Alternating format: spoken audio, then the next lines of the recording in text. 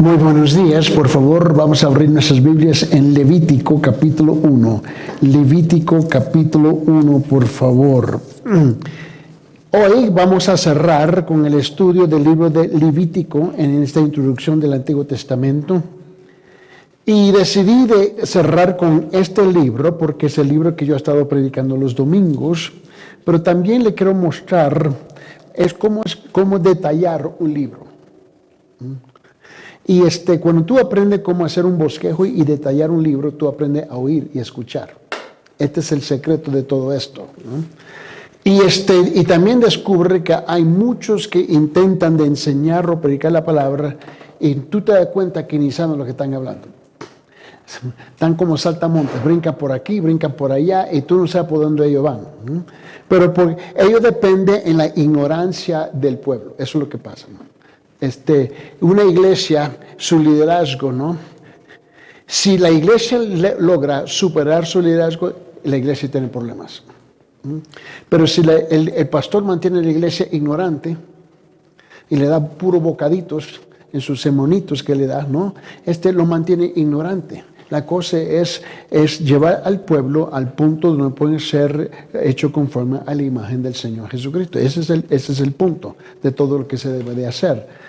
Vamos a mostrarle, por favor, en Levítico capítulo 1.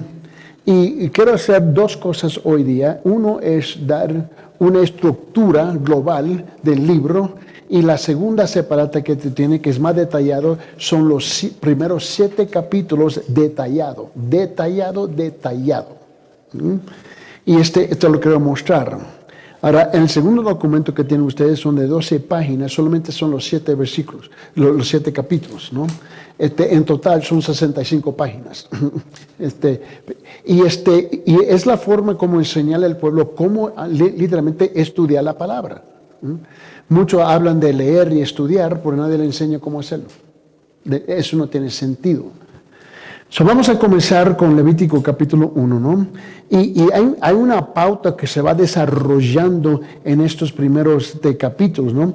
Porque sabemos que el capítulo 1 trata la ley del holocausto, ¿no? La ofrenda de la quemada, ¿no? En capítulo 2 es la ofrenda de cereal, que es otra ofrenda. En capítulo 3 es la ofrenda de paz. Capítulo 4, ¿no? Es la ofrenda del pecado. Y en capítulo 5 es la ofrenda, ¿no? De la conciencia de culpabilidad o de culpabilidad del pecado. Y cada una de esas cosas representa algo en el Nuevo Testamento, específicamente a la persona del Señor Jesucristo. Y en cada uno de esos capítulos 1, 2, 3 y 4 y 5, siempre se presentan las 3 categorías de personas en cómo acercarse a Dios. Y nunca hay una excusa, una razón, una justificación del por qué un pobre no puede participar en acercarse a Dios y ofrendar. Eso no existe en la Biblia. Eso existe en las iglesias. Eso existe en la cultura. Eso existe en todas las mentiras que nosotros inventamos, pero eso no existe. Dios le abre la puerta a todos, pero siendo misericordioso le da el lugar y la opción a cada uno en cómo acercarse a Él, pero siempre debajo de sus reglas como Él ha determinado. Dios es el que determina cómo el hombre se acerca a Dios. Nosotros queremos determinar cómo nosotros nos acercamos a Él. Siempre tenemos la cosa al revés. Quiero que tú notes eso en capítulo 1, capítulo 2, capítulo 3, capítulo 4, capítulo 5, ¿no? Dios siempre presenta las 3 categorías en cómo una persona se puede acercar. La otra cosa que tú vas notando, especialmente de capítulo 2 en adelante, es que los holocaustos, los sacrificios, hemos entendido claramente que tiene que ser un macho sin defecto. Eso está claro. Pero la gente, cuando están leyendo más adelante, capítulo 2, 3, 4 y 5, dice, ¿y hembra también? Sí. Si no lo sabía. ¿Entiendes? Hay un montón de cositas, dice, pero ¿qué importancia tiene eso? Tiene mucha importancia de entender que Dios en su bondad nos permite acercarnos a Él, pero siempre debajo de sus reglas. De sus reglas. El hecho de que alguien pudiera llegar en la presencia de Dios y no ofrendar, eso no existe en la Biblia. Existe en las iglesias. pero no existe en la Biblia. Vamos a abrir nuestra Biblia en Levítico capítulo 1. Dice, comenzando el versículo 1 hasta el 17, dice: y el Señor llamó a Moisés y le habló desde la tienda de reunión diciendo: habla a los hijos de Israel y diles: cuando alguno de vosotros traiga una ofrenda al Señor, traerá vuestra ofrenda de animales, del ganado, del rebaño. O sea, ya automáticamente ya tenemos la primera clase de personas, aquellos que tenían la capacidad de tener el ganado, ¿no? Si su ofrenda es un holocausto del ganado, ofrecerá un macho sin defecto, lo ofrecerá a la entrada de la tienda de reunión para que sea aceptado delante del Señor. Pondrá su mano sobre la cabeza del holocausto y le será aceptado para hacer expiación por él. Ese versículo 4 que acabamos de leer aquí, y pondrá su mano sobre la cabeza, en cada uno de los 5 ofrendas se tiene que hacer igual. Y lo tiene que pensar así. Cuando está hablando de las ofrendas, primeramente tenemos la primera ofrenda, ¿no? Que es el holocausto quemado encima. Luego viene la ofrenda cereal, se le pone encima de eso. Luego viene la ofrenda de paz, se pone sobre eso. Y cada uno se pone encima del otro. Y cada vez tiene que poner tu mano, porque estás simbólicamente transfiriendo su pecado al sustituto. Donde tú tienes que personalmente reconocer tus pecados y que alguien inocente, en este caso un animal, está muriendo por ti. Eso, y tienes que siempre estar consciente de eso, siempre consciente de eso. Mucha gente en las iglesias hoy día tienen a Cristo como, bueno, Él es mi Salvador, pero no el Señor de mi vida. Ese concepto tampoco no existe en la Biblia, no existe. Existe plenamente en las enseñanzas de las iglesias, pero no está en la Biblia. Versículo 5. Entonces degollará el novillo delante del Señor, y los sacerdotes hijos de Aarón ofrecerán la sangre y la rociarán por todos los lados sobre el altar que está a la entrada de la tienda de reunión. Después desollará el holocausto y la cortará en pedazos. Y los hijos del sacerdote Aarón pondrán fuego en el altar y colocarán leña sobre el fuego. Luego los sacerdotes hijos de Aarón arreglarán las piezas y la cabeza y el cebo sobre la leña que está en el fuego sobre el altar. Pero las entrañas y las patas se las lavarán con agua, y el sacerdote los quemará sobre todo el altar como holocausto. Es ofrenda encendida de aroma agradable para el Señor. Este concepto que hay siempre algo agradable y encendida como un aroma, siempre aparece en el libro de Levítico. Siempre está ahí. Que tú y yo tenemos una responsabilidad de presentarnos de una forma que nuestra fe, nuestra obediencia, nuestro cumplimiento con sus determinaciones de Dios, ¿no? Siempre es algo agradable delante de Él. El problema es que hoy vivimos en una época donde el hombre está 100% encerrado en complacerse él mismo. Lo que me agrada a mí, y no al Señor. En versículo 10. Más, si su ofrenda para el holocausto es del rebaño. Ahora note la segunda clase de personas. Aquí está en versículo 10. Más si su ofrenda para el holocausto es del rebaño de los corderos o de las cabras, ofrecerá un macho sin defecto. Aquí tenemos opciones. Presentar un macho, ¿no?, sin defecto, pero tú vas a descubrir que aquí en esta categoría, en la ofrenda de paz, en las otras ofrendas, se puede presentar, una hembra también. Versículo 11. Y lo degollarás al norte del altar delante del Señor, y los sacerdotes hijos de Aarón rociarán la sangre sobre el altar por todos los lados. Era importante que tenía que cubrir literalmente, si esto fuera el altar, ¿no? Literalmente rociarlo completamente con sangre. Completamente. La idea es que cuando Dios ve tu persona, Él te ve a ti a través de la sangre de su Hijo Jesucristo, que sus pecados hacían cubierto 100%. Y la gente quiere hacer las cosas a medias, todo es a medias. Nosotros nos encanta exaltar la mediocridad. Hacemos cosas todas a medias. En el holocausto, en el sacrificio, si lo hacía así, el sacerdote moría. Moría. Era bien sencillo. Porque él tenía la responsabilidad de rociar la sangre, no el que vino a sacrificar. Note bien, imagínese si Dios estuviera actuando hoy igualito. La iglesia estuviera vacía, completamente vacía. Versículo 12. Después lo dividirá en sus piezas con su cabeza y el cebo, y el sacerdote los colocará sobre la leña que está en el fuego sobre el altar. Pero las entrañas y la pata la lavarán con agua, y el sacerdote lo ofrecerá todo, quemándolo sobre el altar. Es holocausto, una ofrenda encendida de aroma agradable para el Señor. Más, ahora la tercera clase de personas, en versículo 14, ¿no? Versículo 1, la primera clase, ¿no? Versículo 10, la segunda clase, y aquí en versículo 14, la tercera clase de personas. Esta pauta tú lo vas a ver en capítulo 2, 3, 4 y 5 en adelante. 14. Más, si su ofrenda para el Señor es un holocausto de aves, entonces traerá su ofrenda de tórtolas o de pichones. Y el sacerdote lo traerá al altar y le quitará la cabeza y la quemará sobre el altar, y su sangre será exprimida sobre el costado del aire.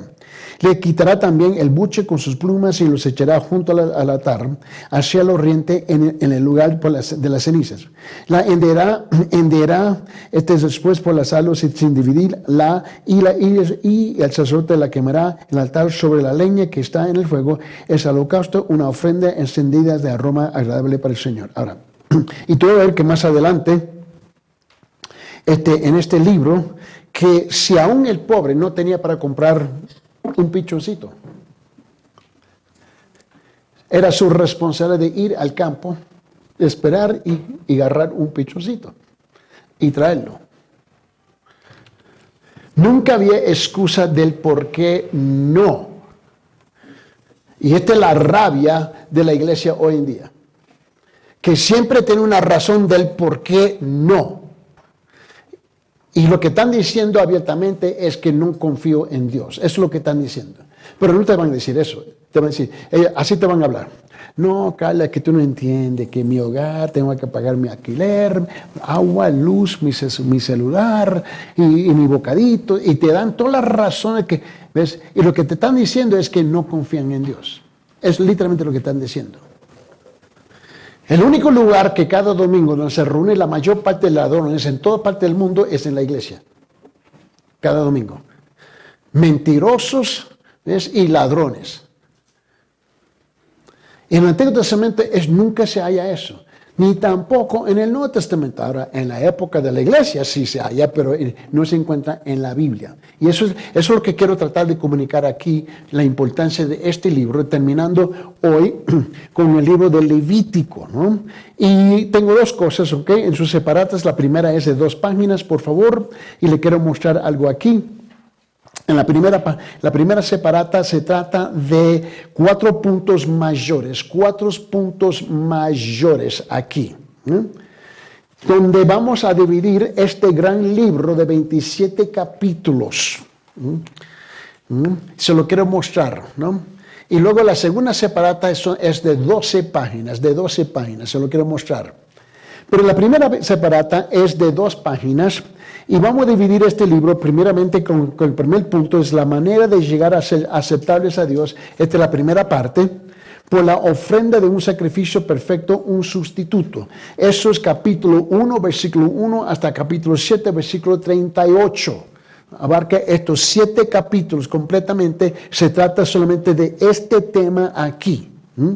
Se note bien, punto A, la ofrenda quemada, una imagen de sacrificio expiador de Cristo, la única manera de acercarse a Dios, de reconciliarse y ser aceptable a Dios. Ahora, fíjese bien, para aquellos que están asistiendo al culto los domingos con nosotros, vas a ver que ya tenemos 8 semanas en capítulo 1.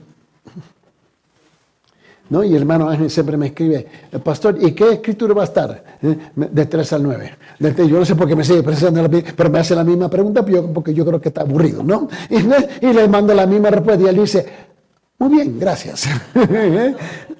y este domingo, que va a ser la semana 8, ¿dónde vamos a estar? Del versículo 3 al 9, y si es por la gracia de Dios, salimos del 9, del 10 al 17. ¿Tú crees que es posible? No. Okay. Y la cosa es que vivimos en una época donde todo el mundo quiere bocaditos. Un síntesis, un resumen, sin entender el trasfondo. Y ese es el problema. porque hemos sido un pueblo, ¿no? Por toda parte del mundo, vagabundos. Y especialmente en una cultura donde la gente no le gusta leer. ¿O estoy mintiendo? Ponle un remoto en la mano y con el televisor y están contentísimos, ¿no? Y quieren saber por qué estamos tan atrasados en el mundo. Todo se trata con el leer, estudiar. El leer ayuda a desarrollar el cerebro. No son los ojos, no son los oídos, es el leer. So, note bien aquí. So, ahora en punto A, que probablemente tomaría 10 semanas para tratar de cumplirlo. ¿Y por qué? Porque la iglesia te regala máximo 1 hora. No hay tiempo. Tampoco la iglesia te va a regalar el tiempo, tampoco. Tenemos que correr todos a la corrida. Punto B. Ahora va a ser capítulo 2, versículo 1 al 16. Punto B. La ofrenda del grano o cereal, una imagen de Cristo, el pan de vida. So, note lo que representa. En la primera ofrenda quemada es la imagen del sacrificio expiador de Cristo, lo que hizo en la cruz. La segunda aquí es el pan de vida, que representa eso, ¿no? La manera de dar gracias y mostrar la dedicación a Dios. Somos un pueblo ingrato.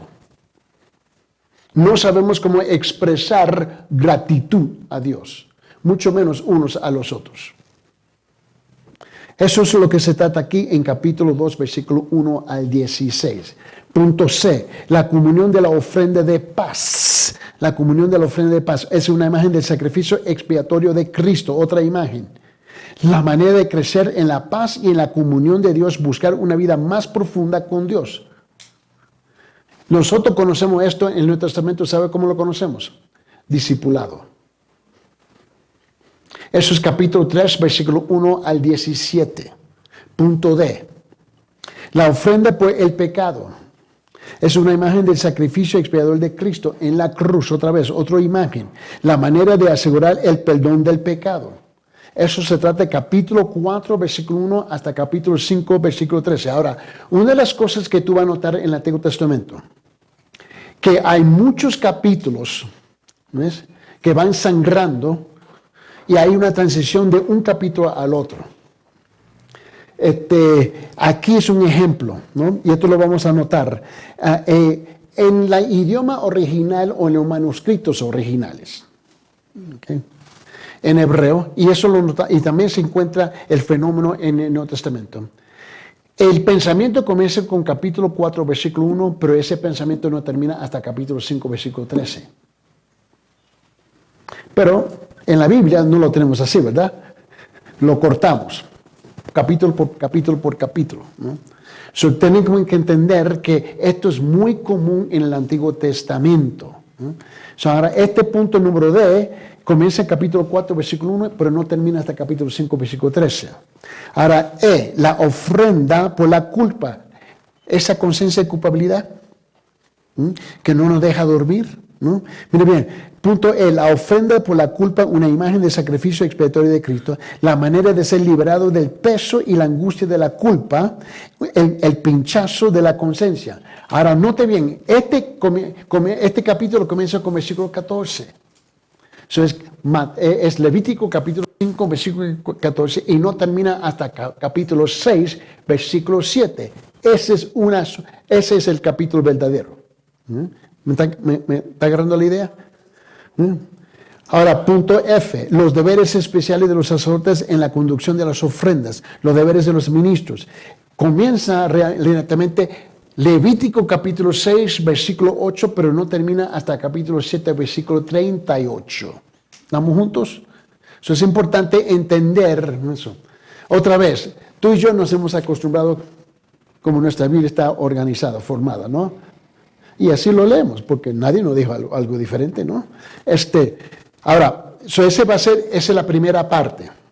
La segunda parte es, note bien, es el camino para llegar aceptable a Dios. Esta es la segunda parte, ¿ves? Por el sacerdocio y un mediador. Tú y yo nunca nos podemos acercar a Dios, nunca a las solas. Aún hoy día no lo puede ser.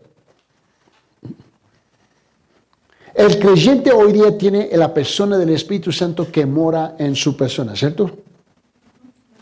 Es la razón por que tú y yo no podemos acercar a Dios. Pero a las solas no lo puede hacer. Eso está bien claro. Eso viene del Antiguo Testamento, ¿no? Note bien.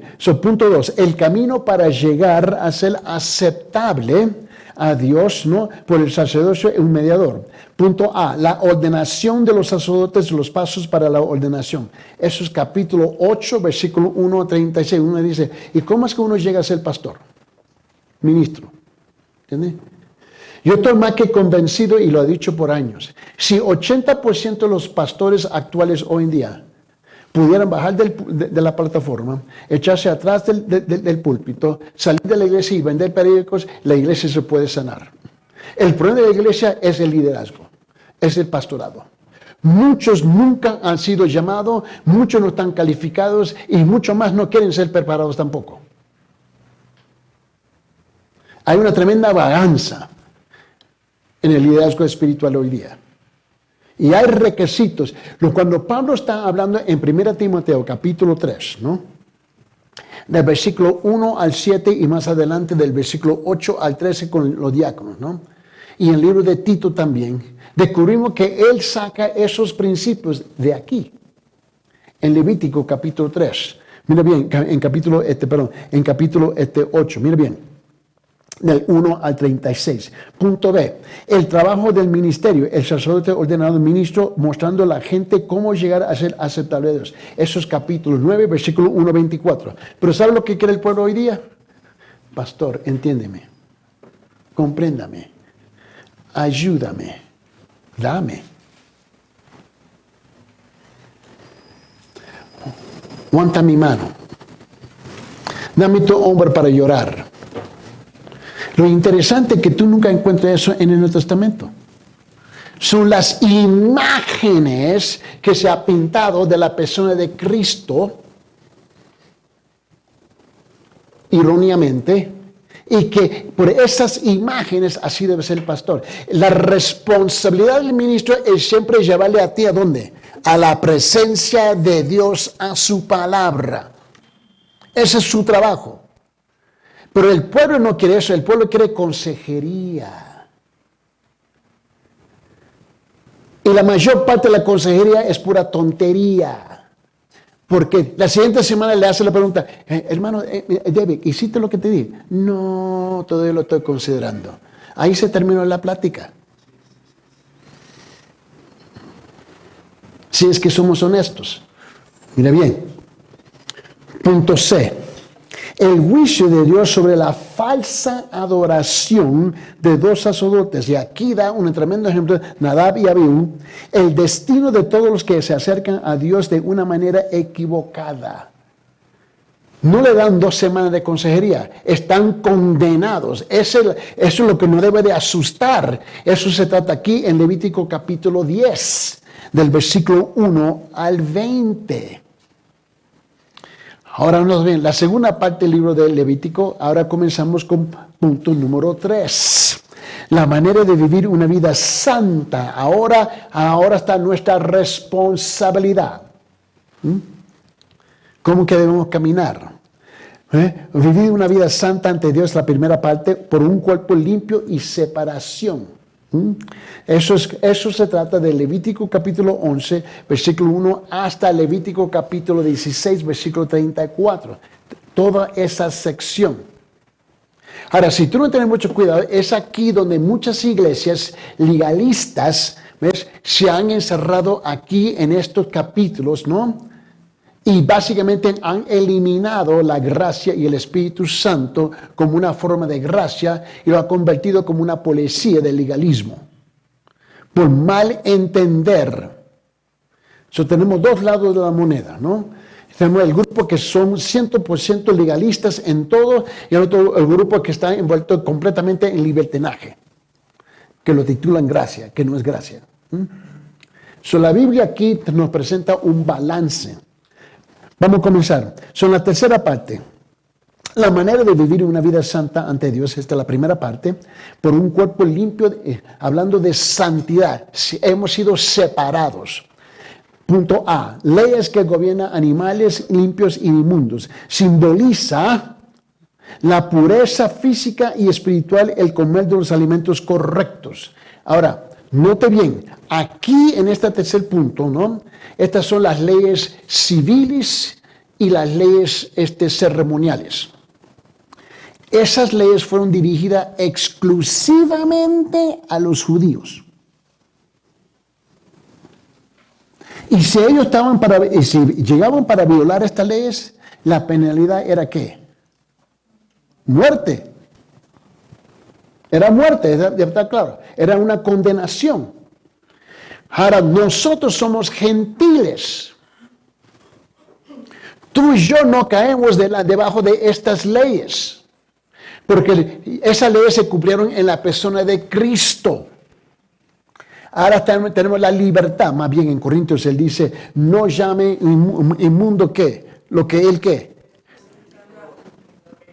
¿Verdad? Lo que él limpió. Ahora, el que me va a invitar para un lechoncito hoy día para el almuerzo, estamos dispuestos. ¿Okay? Solamente estoy diciendo. Gracias, Ángel. A las 12 vamos a comer, ¿ok? Okay. Gracias. Te invito con tu cartera. Mira lo que dice. Pero eso se trata, capítulo 11, versículo 1 al 47. ¿No? Punto B. Las leyes que protegen a la madre y al niño justo después del parto. Simboliza la necesidad de limpiarse de la naturaleza pecaminosa. Eso es capítulo 12, del versículo 1 al 8. Aquí hay leyes específicas. Específicas. Mira, punto C. Leyes que protegen a las personas de la lepra o enfermedades infecciosas de la piel. Simboliza la enfermedad del pecado y la necesidad de prevenir la propagación del pecado. Eso es capítulo 13, versículo 1 al 59. Aquí es donde caen muchas de las leyes civiles que nosotros conocemos en todos los países. Es aquí donde nace esto. Punto D. Las leyes que limpian y restauran las personas de la lepra, ¿no? De todas las formas de enfermedades infecciosas de la piel, simboliza la necesidad de limpieza espiritual. Eso es capítulo 14, versículo 1 al 57. Lo que estoy haciendo aquí, te estoy dando una idea de cómo llegar al Nuevo Testamento. ¿Me comprende? Ese es todo mi punto, es siempre llevarlo al Nuevo Testamento con los conceptos. Mira, punto E, leyes que protegen y limpian a las personas de las enfermedades de la limpieza sexual. Simboliza cuán contaminante es el pecado y la necesidad de ser limpiado del pecado. Eso es capítulo 15, versículo 1 al 33. Ahora llegamos a punto F, la gran provisión de Dios para santificar a una persona. El gran día de expiación simboliza que la única manera de acercarse a Dios a través de la sangre derramada del sacrificio expiatorio. Eso es capítulo 16, versículo 1 al 34. Están agarrando la idea ahora cómo interpretar, cómo acercarse al Antiguo Testamento y si tú has leído bien el Nuevo Testamento, ya sabes dónde ir.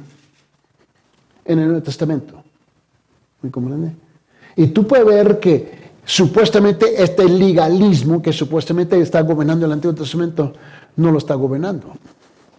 Nosotros decimos que lo está gobernando. Mira, las leyes de Dios no es legalismo. Tenemos que aprender a separar los dos temas. Legalismo es una cosa, la ley de Dios es otra cosa. La ley deja a una persona siempre libre cuando obedecemos la palabra, ¿no?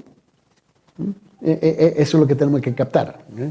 Ahora llegamos al punto número 4. La manera de vivir una vida santa ante Dios, de la segunda parte, por un espíritu puro. Hablando de santificación. Ahora comenzamos con capítulo 17 de Levítico, capítulo 1, hasta capítulo 27, versículo 34. Note, estas son secciones grandísimas, ¿no? Pero ahora lo vamos, a dividir, más a nivel bocadito, que se puede masticar un poco mejor. So, vamos al punto número 1. Punto A. Las leyes necesarias para perseverar en la expiación. 2 prohibiciones fuertes, una contra la idolatría y la otra contra el abuso de la sangre derramada del sacrificio. So, eso es capítulo 17, versículo 1 al 16. So, sabíamos que había ciertas leyes donde no se debe de comer o tomar la sangre. Pero en Latinoamérica eso es común. Es común. Y especialmente si va a México. Es muy común. ¿Entiendes? Porque el paganismo domina todavía. Y había ciertas razones del por qué. Y está bien detallado aquí en el capítulo 17, ¿no? Ahora, en las escuelas de medicina te explican del por qué y dónde tú crees que lo sacan. De aquí. Vamos al siguiente punto. Punto B, las leyes que rigen el comportamiento sexual, la prohibición contra el sexo ilícito y la perversión sexual, que hoy es exaltado, ¿no? El mes de junio, por toda parte del mundo, supuestamente que estamos celebrando Perú, celebrando Cusco, no hombre, esta es una pura tontería, es una perversión que tenemos hoy en día. Y el problema, mira, el problema no está con los diablitos, no está con los demonitos, no está con el gobierno, está con nosotros. El pueblo que dice que, bueno, nosotros somos buenos, pero mantenemos la lengua cerrada, callada la boca. El problema siempre ha sido con nosotros, que no tenemos las agallas, los pantalones de proclamar la verdad, por no ser criticados. Nuestro silencio le da la licencia a los demás. Ese es el problema. Y siempre ha sido el problema de la iglesia posmoderna. Punto B. Eso es capítulo 18, versículo 1 al 30. Punto C. Las leyes que gobiernan el comportamiento cotidiano. La conducta personal. El deber de vivir una vida de separación, una vida de verdadera devoción a Dios. Eso es capítulo 19, versículo 1 al 37. Punto D, leyes que detallan el castigo por crímenes, ¿no? Terribles. Eso es capítulo 20, ¿ves? Del 1 al 27. ¿Cómo es el nombre del presidente de El Salvador? Bukele. ¿Cómo es? Bukele. En el Congreso en El Salvador, 5 congresistas se pusieron de pie a un debate y dijeron en testimonio del Congreso que debemos proteger los crímenes, que ellos necesitan nuestra consejería, nuestra compasión, nuestra misericordia, ellos necesitan nuestro alimento, necesitan otras oportunidades. Y no importaba que el mismo tipo entraba 50 veces a la cárcel, ¿no? Pero esta es la actitud de muchos hoy en día. Y el presidente le dijo, bueno, mijas, ustedes son brutas. Se lo dijo textualmente, son brutas. Ahora el país más seguro en toda Latinoamérica es El Salvador. Y yo estaba en El Salvador en medio de las guerras más horribles en El Salvador. En su época. No se podía caminar. Aquí es común. Camina con tu celular y te brincan, te asaltan y te lo quitan. Te quitan los calcetines. Intenta eso en El Salvador ahora. Inténtalo ahora. Los negocios, mira, El Salvador estaba quebrado porque las compañías se fueron. Ahora están peleando para regresar. Bueno, ¿cómo es? Bukele. Él le leyó en voz alta Levítico capítulo 20, versículo 1 al 27 y le dijo, cállese la boca. En un discurso dijo, tráeme la Biblia. Y lo leyó en voz alta. Y el colmo fue que a 5 congresistas, si ves, en un par de semanas después, le asaltaron las 5 en las calles, le quitaron el carro, la robaron y le quemaron sus casas. A la gente que ella quiere proteger. ¿Dónde está en nuestras cabezas? ¿Cuándo vamos a despertar a la verdad? El malvado siempre ha sido malvado. Ese es el problema, que no lo queremos aceptar. ¿Sabe por qué? Porque estamos hablando de mi hija, mi hijo ahora. Su proximidad al problema moral siempre cambia sus morales.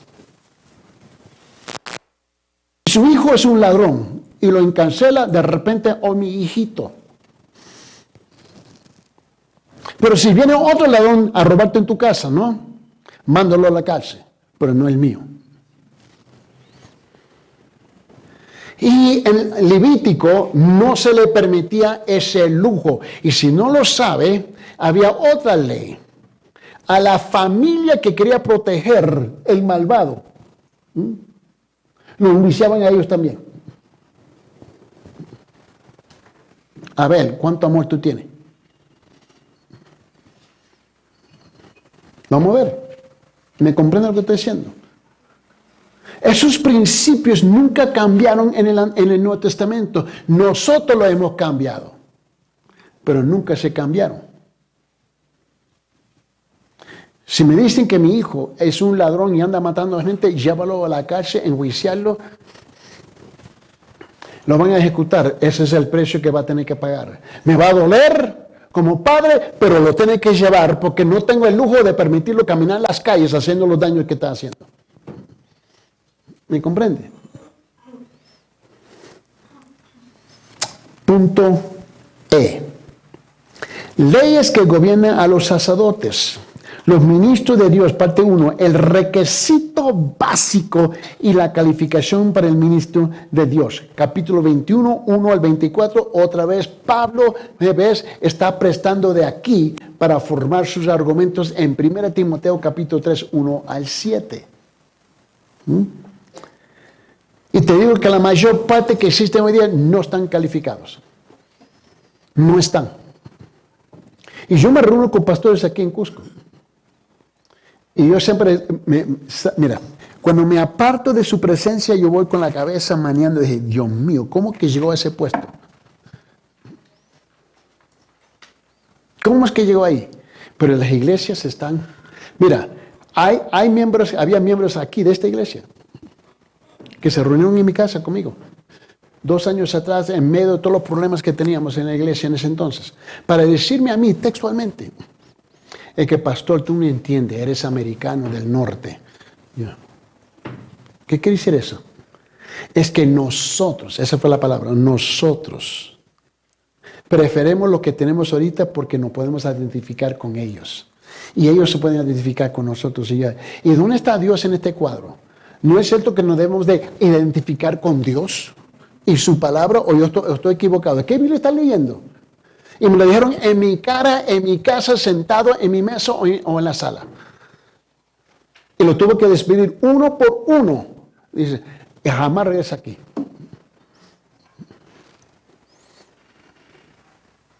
Pero no solamente fue aquí. Estoy tratando con un pastor ahorita. ¿Dónde saliste? Que ha dejado 2 muchachas en la iglesia embarazadas y él está casado y sigue con su cargo de pastor.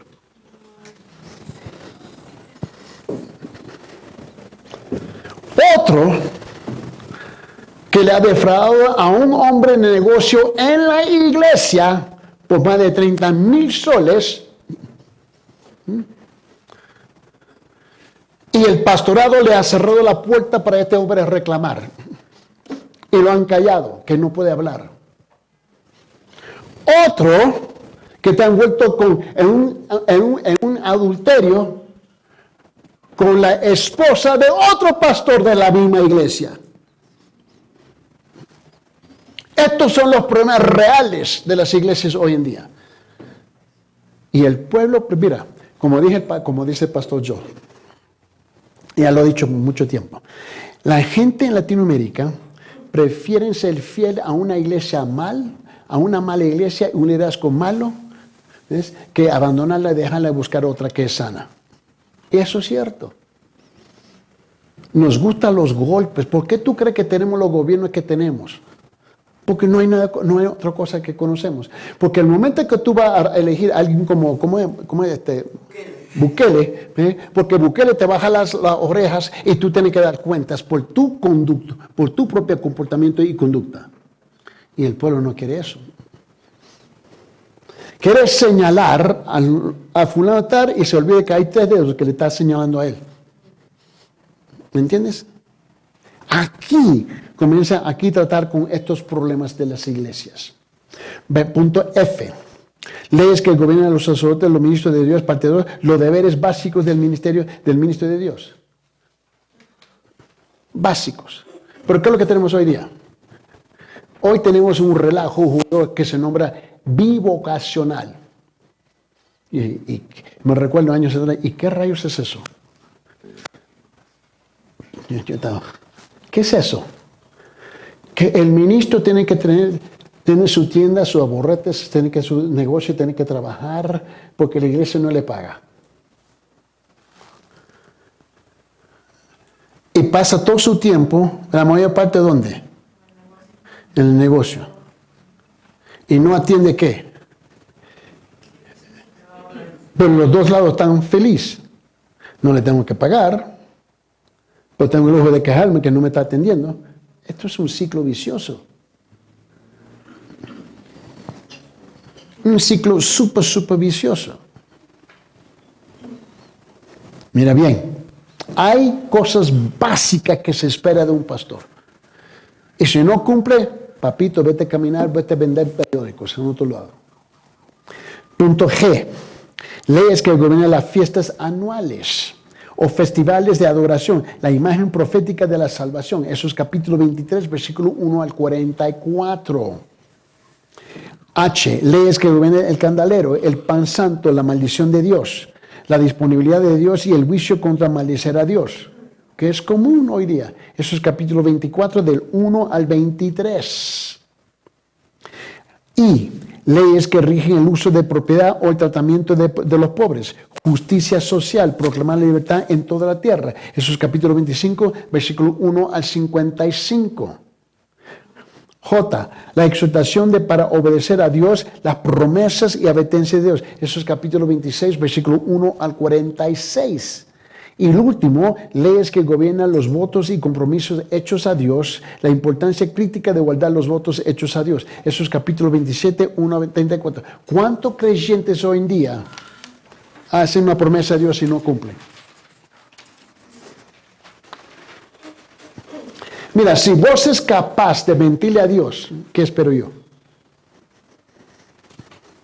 Si vos es capaz de robarle a Dios, ¿qué espero yo? ¿Sí? Y no le molesta. Y estamos llenos de puras excusas del por qué no puedo tal. ¿Por qué? Porque la mayor parte del pueblo vive por circunstancias y no por los principios de la palabra. Y este capítulo trata sobre esos asuntos específicamente. ¿Tiene una idea ahora cómo acercarse a este libro? Y ve que quizás debo invertir un poquito más tiempo en ella para descubrir algunas cosas. ¿Preguntas hasta este punto? ¿Comentarios? ¿Quirarte a zapatos? Mira, el hermano Héctor está aquí para representarme, por favor. Y este tipo tiene unas lanchas ahí, varón. Prepárate, mira esa lancha que él tiene. Ok.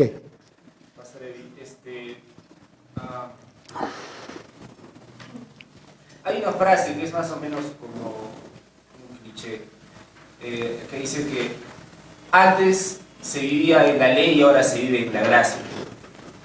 Entonces, por lo expuesto el día de hoy, ¿no es tan cierto entonces ese dicho o lo estoy...? No, ese dicho es una mentira. Repítelo otra vez. Antes decían, o sea, lo que se dice ahora es que antes vivíamos en la ley y ahora vivimos en la gracia. Esa es la mentira más grande, una destrucción de la palabra. Como he dicho muchas veces, nuestra tendencia es de mirar al Antiguo Testamento, ley. El Nuevo Testamento, gracias. Muéstrame eso bíblicamente. No lo encuentra. ¿Acaso todavía si tomamos los 10 mandamientos, no es cierto que la misma ley no matarás en capítulo 20 no es igual hoy día? So, tenemos una distorsión de conceptos. Cuando intercambiamos dos términos, típicamente intercambiamos dos conceptos simultáneamente, y ese es el problema ahí. Hemos redefinido qué es la ley y hemos redefinido qué es la gracia. Para nosotros la gracia hoy día es libertinaje. Dios me entiende. La mayor parte, mira, aquí en la iglesia lo he escuchado muchas veces, no es que Dios me entiende, Dios entiende mi situación. Yo, ok, aquí termino la práctica. Porque tú mismo has creído una mentira, que Dios entiende la razón por qué voy a ser desobediente. Y con eso quiere decir, no hay ninguna consecuencia por ser desobediente. Es lo que están diciendo. ¿Me comprende? Y ese es el problema. ¿Otra pregunta?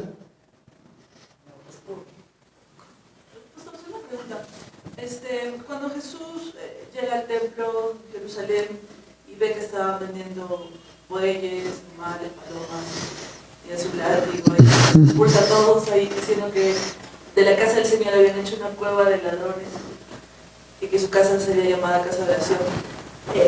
¿Cuál era en sí el error, lo que estaban haciendo estas personas al vender? ¿Estaban facilitando el sacrificio de alguna manera o no era el lugar donde debían tener estos animales, estas palomas, estos sacrificios? ¿Cuál era la gravedad, digamos? Había varias.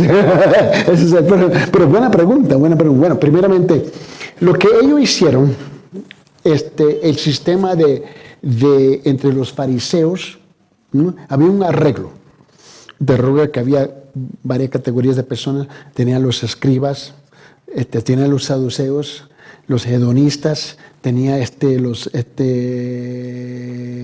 fariseos, saduceos, y todos los otros seos que existen, ¿no?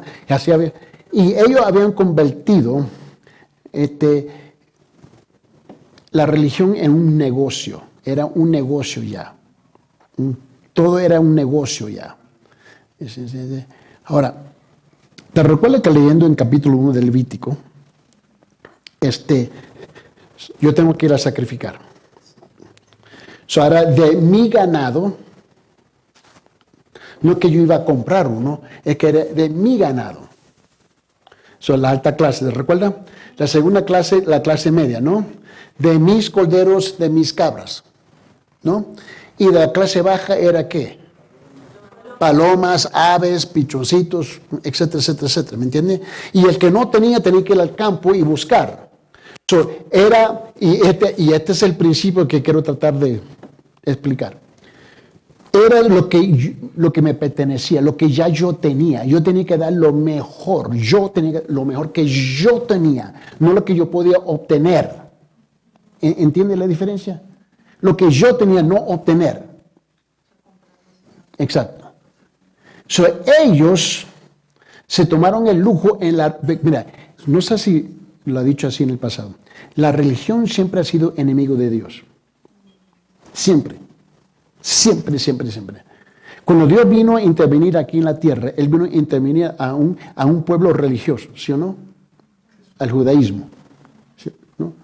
Y ya para la época de Jesús, 700, 800 años antes de Jesús, el judaísmo ya estaba en un estado de apostasía.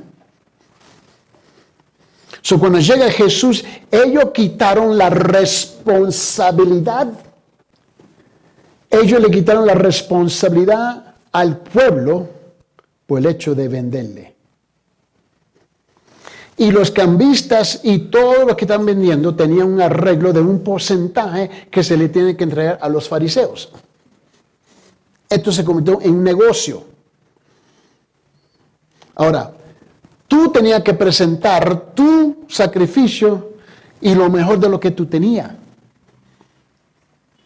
¿Está bien? Ahora yo tengo la opción, yo vengo, ¿te recuerdas las 3 clases de personas? Cuando ellos comenzaron a vender, eliminaron las 3 clases. sea, ahora tenían opciones de hacer lo que ellos querían hacer. Y Cristo reconoció que su adoración, que su ofrenda, su sacrificio, ¿me entiende? Era de pura conveniencia, no era de convicción. La otra cosa que ellos hicieron, encima de eso, es que ellos convirtieron, ¿ves? La corte de los gentiles. Te recuerda que en el templo había secciones, ¿no? Y la corte de fuera de los gentiles lo convirtieron en el mercado. Y lo que hicieron es que ellos eliminaron a los gentiles, como te recuerdas las 3 clases, para entrar debajo de sus propias reglas, ¿no? Y le dieron el lujo a los judíos de mezclarse con los gentiles por conveniencia económica. O sea, hay un montón de cosas que estaban sucediendo aquí y Cristo se enojó y comenzó a voltear ¿qué? ¿No? Las mesas, los cambistas y todo, ¿verdad? Por esa razón. Eso fue la gravedad de lo que ellos hicieron. Eliminaron todo el principio en Levítico capítulo 1, cómo acercarse. ¿Quién determinó cómo el hombre debe acercarse a Dios? Dios. Y los fariseos lo cambiaron, como te da la gana. A un precio baratísimo. Aquí en una venta. Lo vamos a hacer fácil para ustedes. Eso fue lo que pasó aquí. ¿Ves? No sé si estoy... Pastor, o sea, esos que estaban vendiendo ahí les pagaban supuestamente a los fariseos como un alquiler de esos Exacto. espacios, ¿no? Ahora, nosotros tenemos ese sistema aquí en Cusco. Mira, aquí en esta calle Sacsayhuamán, en la cultura, tú sabes, esos negocios le paga a quién.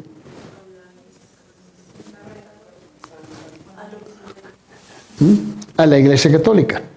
Vete a la Plaza de Armas, todos esos negocios, las cantinas, las barras, los restaurantes, ¿a quién le pagan? A la Iglesia Católica.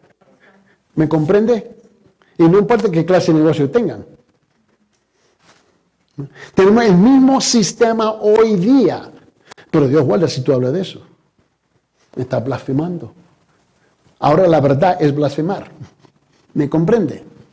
Bueno, ahora vamos a tomar eso un paso más adelante. Ni las iglesias, ¿ves? Te recuerda la hermanita que siempre me estaba reclamando por las últimas semanas. Vamos a tener una pollera y venta de... ¿Cómo era? Pollada, todas las otras hadas que existen para levantar fondos.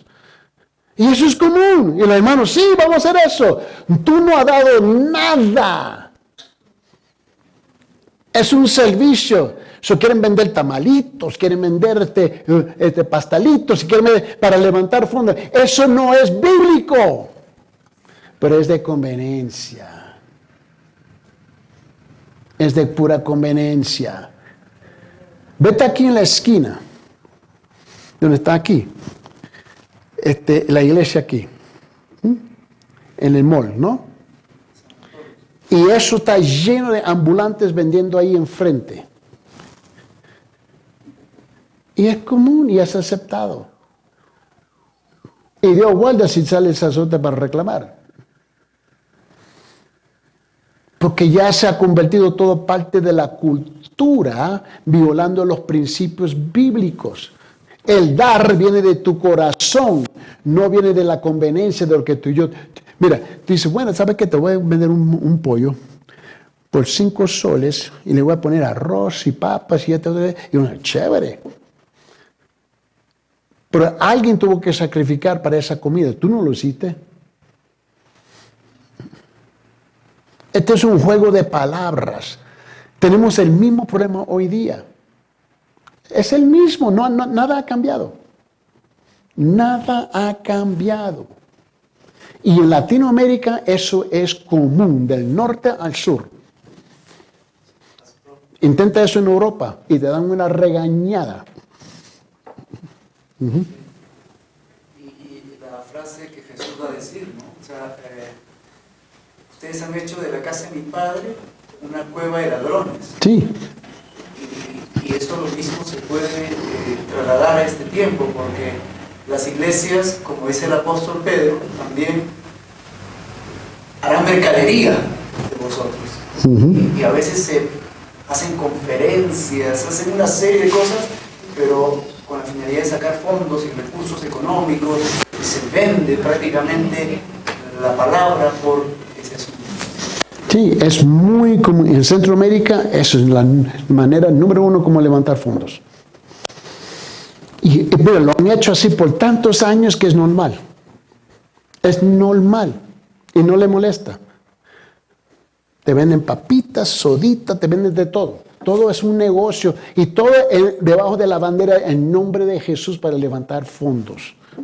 Eso es común.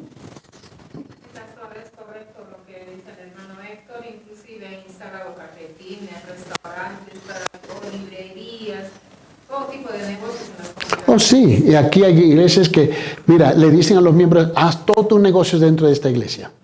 Y tienen de todo, hasta un venden carros. Tienen de todo, ¿no? Mi pregunta era, en el capítulo 4, la letra D, donde dice, leyes que detallan el castigo por crímenes terribles. Esto estaría considerado, tal vez, hay países que han determinado la pena de muerte, pero nosotros sabemos bíblicamente que el único que da la vida y quita la vida es Dios. ¿Cómo podríamos considerar esto? Tú estás hablando aquí en punto número 4. Punto D, leyes que detallen el castigo por crímenes terribles. Ok, ahora, buena pregunta. A ver si entendí la pregunta. Si no, corrígeme, por favor. Muchos cristianos no creen que el gobierno tiene el derecho de quitar la vida de una persona. Eso es una enseñanza popular en Latinoamérica. ¿Okay? Bueno, están equivocados. Porque si tú te recuerdas en el Nuevo Testamento, ¿okay? Y el hermano Héctor ha citado ese capítulo muchas veces de una forma o de otra, no sé cómo él lo haya hecho, pero siempre viene a insertar Romanos capítulo 13, ¿no? Y Dios le dio la autoridad al pueblo, al gobierno humano, de ejecutar leyes de vida y muerte contra criminales. Eso fue otorgado al gobierno humano para quitarse de las manos del pueblo. Okay. ¿Tú te recuerdas las ciudades de refugio? ¿Te recuerdas eso? Okay. Y especialmente cuando tú estás leyendo Números, ¿no? Éxodo, el Levítico, entre Números, ¿no? Y tú ves que ellos tenían que correr. ¿Por qué? Porque el pueblo estaba a las solas para ejecutar venganza. Ellos tuvieron que inventar un sistema más justo para proteger, porque tú puedes haber sido mal acusado. Y más bien, ¿sabe qué? En Levítico, bueno, tú llegas al capítulo 4, capítulo 5, ¿no? En capítulo 4 y capítulo 5, si alguien comete un pecado sin intención, fue por accidente. Me recuerdo que estuvimos en Kenia, en África, y el hombre estaba cortando un árbol. Tenía su hacha, estaba cortando. Y en esta ocasión le pegó y la cabeza fue volando del hacha. Y le pegó a una mujer, ¡guau! Y la mató. Pregunta, ¿él lo hizo intencionalmente? ¿Qué pasó ahí? Y esas cosas pasaban en el Antiguo Testamento. Había leyes como gobernar eso. ¿Lo va a tratar como homicidio? No, porque homicidio es algo a propósito, ¿no? Con intención de matar, ¿no? Ahora, ¿qué se hace con esa persona? Ahora, para contestar la pregunta, porque la pregunta suya no es una pregunta sencilla, ese es el problema, es mucho más complicada de lo que pensamos. Ahora, lo que Dios tuvo que establecer leyes en cómo tratar con esta persona. Ahora, vamos a decir que Tú estás caminando en la carretera y tú encuentras una cartera. Y me recuerdo años y años atrás en Los Ángeles. Una hermana llegó a la iglesia y dijo, el Señor contestó mi oración. Y ella estaba necesitada económicamente, tenía que pagar su alquiler, su renta, y ella estaba desesperada, no sé. Está en el bus, sentada al lado de la ventana, y otra señora entra y se sienta a la par de ella, ¿ves? Y vamos, se baja en la esquina, como dicen aquí en Lima, ¿no? Baja esquina, ¿no? Algo así, así es el dicho. Yo estaba, la primera que escuché, ¿qué rayos me están diciendo? Yo no sabía lo que estaban diciendo, pero la cosa es que bajó. Y la señora bajó y dejó su cartera ahí, en el bus. So, la señora está sentada y ella está orando, Señor, tú sabes. Y ella se fija, ay, mira cómo el Señor me respondió. Abrió la cartera y ahí estaba todo el dinero que ella necesita para pagar su alquiler, renta, agua, luz, qué sé yo, qué sé yo. Y viene a la iglesia a dar testimonio. Y ahí donde yo aprendí a quitar todos los testimonios. Porque hay hermanos dicen cosas que uno dice, Dios mío, ¿qué dijiste? Y yo estaba sentado y yo expliqué, y el Señor me contestó.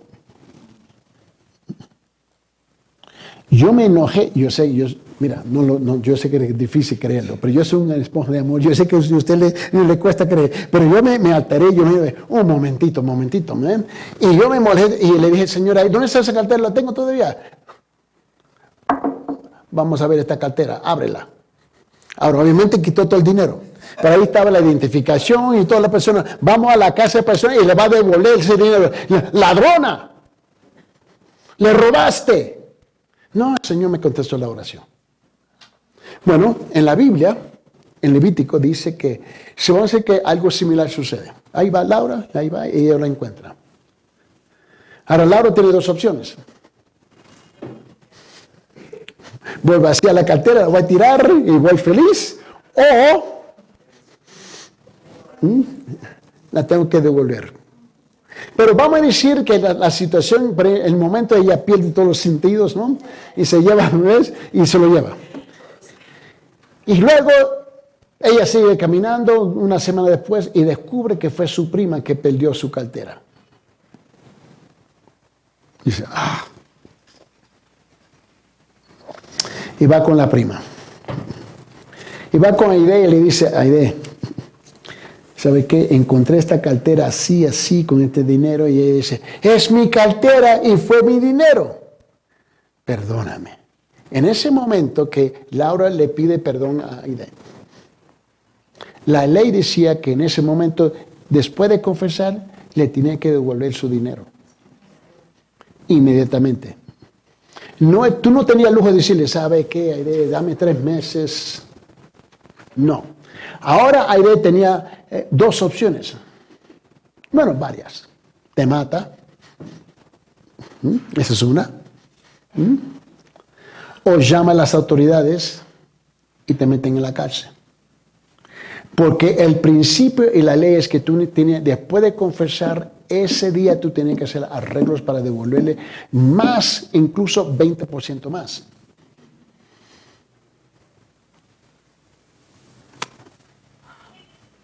Hay cosas que suceden que no son intencional, pero en el momento caes en la trampa. ¿Qué se hace con esas personas?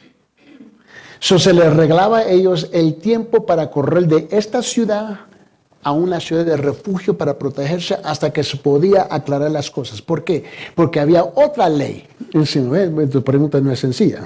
Había otra ley y la ley era la ley de venganza. Karina está caminando, o cualquier cosa sucede. Tú sabes, cuando la gente camina en las calles aquí y aquí, todos andan así, apegados así con sus celulares, y vienen y te pegan y te miran a ti como, no, estás ciego.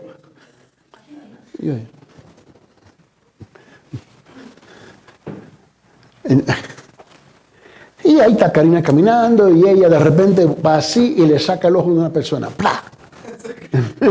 Y dice, ¡ay, perdóname! Bueno, la ley de venganza era que la familia, de Ángel podía venir y sacarle el ojo de Karina.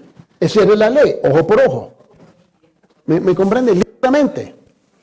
Literalmente. Y David está caminando y por un accidente mata a una persona. La ley era que la familia podía venir y matarlo a él o matar a un miembro de su familia. Y tiene la opción de escoger, a ver, David tiene 5 hermanas, una mamá, la voy a matar a la mamá. ¿Y qué reclamo tenía David? Ninguno. Porque el pueblo se estaba gobernando ellos mismos. Y se fue formalizando, ¿no?, las leyes y la implementación y la ejecución de esas leyes.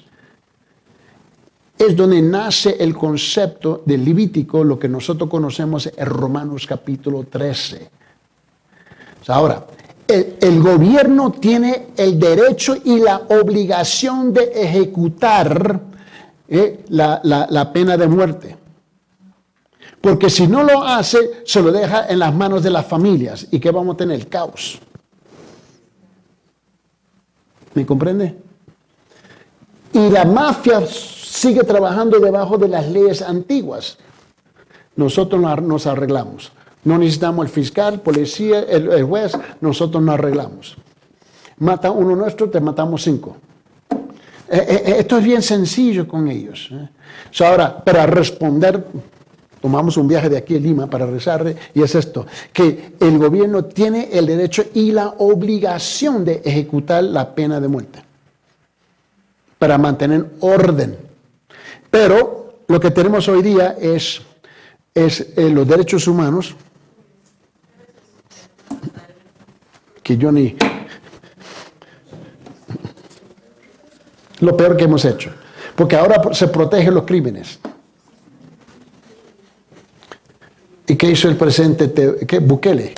Bukele dijo, ¿sabe qué? Le dijo a la familia, cuando llevamos tu hijo a la prisión, usted tiene que pagar, la familia, $170, no pesos, dólares por mes para su comida aquí en la prisión. ¿Por qué? Porque típicamente la familia fue beneficio de sus actos crímenes. ¿Entiendes? Ahora, el lugar que era más peligroso que yo conocía en El Salvador es el lugar más seguro hoy día. Cuando él entró, comenzó a limpiar. La primera cosa que hizo, llamó a todos los generales de los militares y de la policía y los encarceló a todos.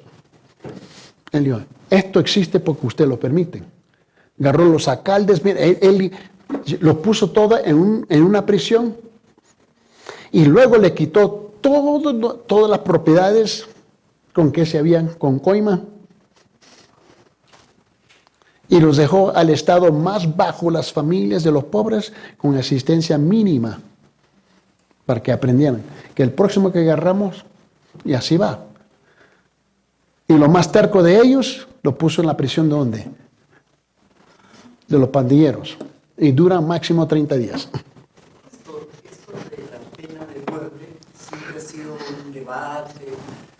Sé que en algunos estados de Norteamérica aplican la pena de muerte. Sí, y otros no. Y otros no. Aquí en Sudamérica creo que no hay eso. En el Perú siempre ha habido esa controversia. Pero no hay. Acá la ley no permite la pena de muerte.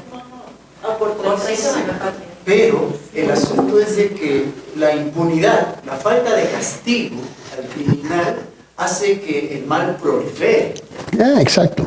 Entonces el sicario se burla, máximo le van a meter unos 20 años y si está lo cual cosa.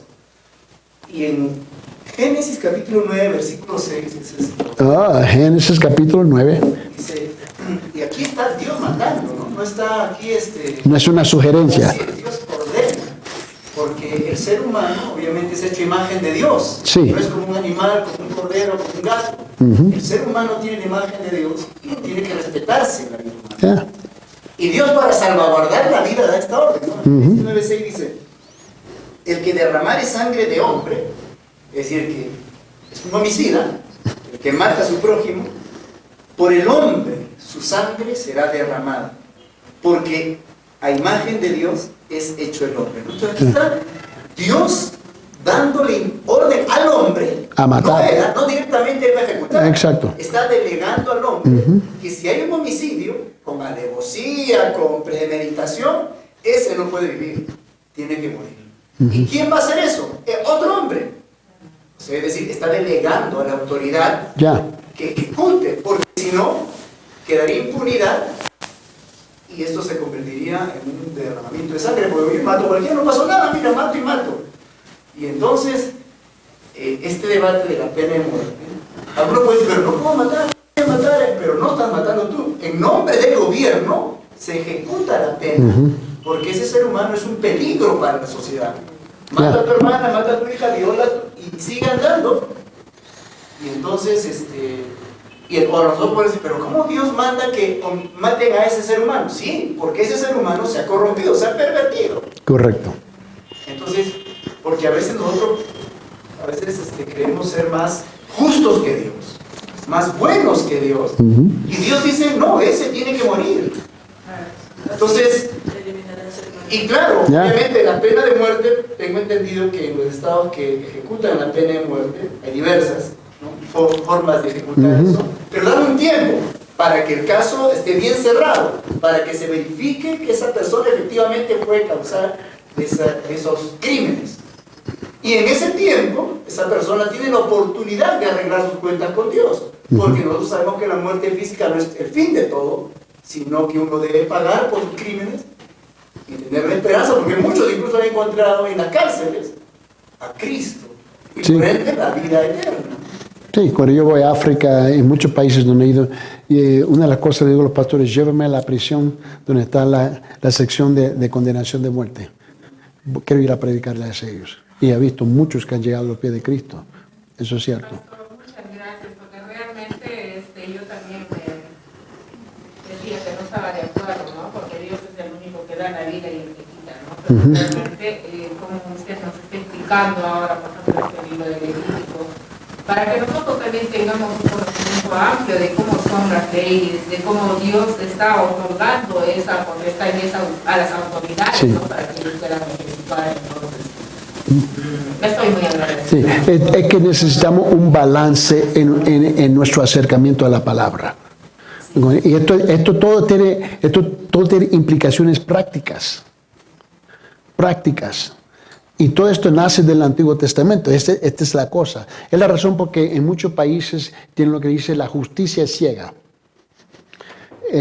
Cuando viene el verdugo para ejecutar, le cubren la cara. ¿Por qué? ¿Por qué? Por la ley de venganza de la familia. ¿Me comprende? O se lo van a fusilar. Y típicamente ponen 5, 6 o 7 hombres, ¿no? Una carabina, ¿no? Pero cada hombre no sabe si él tiene una bala viva o no. No sabe. Para que ninguno de ellos sepan quién fue el que por fin. ¿Me comprende? Y eso es la justicia ciega. Y era para proteger. Y cuando van a ejecutar con ¿cómo se llama eso? Con electricidad. Típicamente le cubren los rostros, ¿me entiendes? Porque y por ley requiere un testigo. Hay los fiscales, jueces, hay abogados, hay la familia, ¿no? Pero aquellos que están ahí, ¿ves? Lo ponen detrás de una pared, ¿ves? Para que no lo vean, ¿no? Y hay una puertita que él puede salir para que nadie lo vea, ¿me entiende? Y de repente salen 3 soldados, 3 policías más y nadie sabe quién es, ¿me comprende? Pero eso lo hacen a propósito porque sabe que el gobierno tiene la obligación y la ley de ejecutar la pena de muerte. Y eso y comienza con lo iba a llevar ahí, pero en Génesis capítulo 9, versículo 6. Y la responsabilidad se le fue entregado al hombre. Y he visto que realmente ya las personas que han cometido muchos errores, crímenes, qué sé yo, muchas cosas, que están en las prisiones y de verdad que ahí llegan a conocer al Señor. Y ese fue el tiempo de llevar la palabra del Señor acá en el penal de mujeres y mucho. Y también vi en el Perú a nivel nacional, era un delincuente así muy avesado, como decía, ¿no? De lo peor. Y no sé, tocó mi corazón el Señor y yo empecé a orar por esa persona. pasó un tiempo, creo que un año, y dijeron que lo estaban trasladando al penal de Chayapalca, que es un penal bastante, donde de alta seguridad y muy rígido, ¿no? Que las condiciones no son cómodas para ellos, ¿no? Y yo vi la televisión y, como le digo, yo empecé a orar por él y por muchos, ¿no? Y los periodistas estaban dando la noticia, ¿no? Y dijeron, ay, no, él está regresando a su celda, no sé qué pasó, estaba tapado con una casada bien hueca, y dijo, no sé qué cosa se olvidó, a ver qué cosa se olvidó, no recuerdo el nombre de ese preso, y lo cierto es que dijo que había regresado a recoger su Biblia y nada más. Yo cuando vi eso dije, Dios mío, has tocado mi corazón, porque él ya no era malcriado como antes, que él era prepotente y insultaba a las autoridades, a todas las personas, ¿no? Era callado y con su Biblia y solamente con su frazada. Yo dije, wow, eres un Dios increíble. Hay esperanza hasta el último momento. Sí, sí, pastor. Hasta el último hay esperanza. Nunca debemos perder eso. Pero a la misma vez tenemos que mantener la justicia de Dios, ¿ves? Y la justicia del gobierno. A pesar que el gobierno está lleno de gente que son injustos, eso es cierto.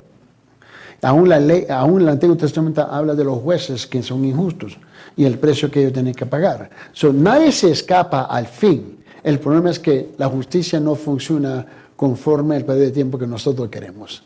Tú y yo queremos todo en este momento.